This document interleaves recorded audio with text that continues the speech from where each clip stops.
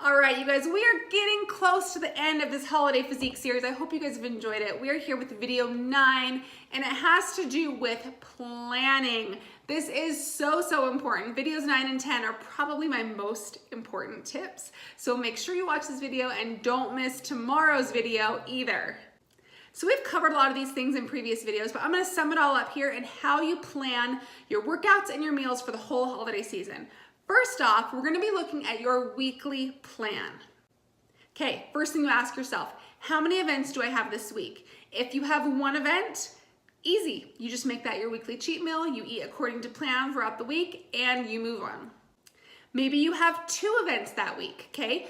Look at the food that will be served at both events. Maybe one of your events is gonna have really good food. If so, make that one your weekly cheat meal. And on the second one, try to work the food there into your daily macros for that day.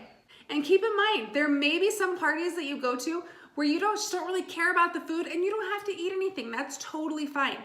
Wherever you are, you do not have to eat the food that is offered to you. Keep that in mind, okay? You may be just as happy to eat before you go, drink some water or some diet soda or something throughout the party, and then go home, have your bedtime snack, and finish the day knowing you stayed on track. If you do have multiple events in one week and you do want to indulge at each one, I would recommend doing a flush day. If you missed that, we talked about that a couple videos ago. A flush day is a low carb, high water day. So I'd recommend doing a flush day after each event to kind of mitigate any water retention that you may be holding from event to event. And keep in mind, just stay logical. This is all just a system of checks and balances, you guys. You just want to balance things out. If you have an indulgent day, follow it up with a flush day where you eat a little bit lower carb and drink more water just to kind of even those out. That's really the name of the game throughout this whole holiday season.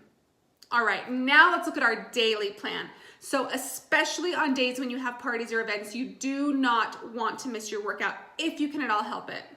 If you do have to miss a workout, make sure you stay active that day. Go on a few walks.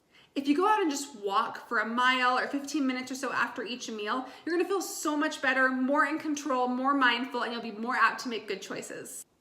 Keep in mind with this daily plan, if you do have an event at night, you can shave off some carbs and some fats from your earlier meals so that you go in with a little bit more of a calorie allowance at the end of the day, but don't starve yourself going into the event.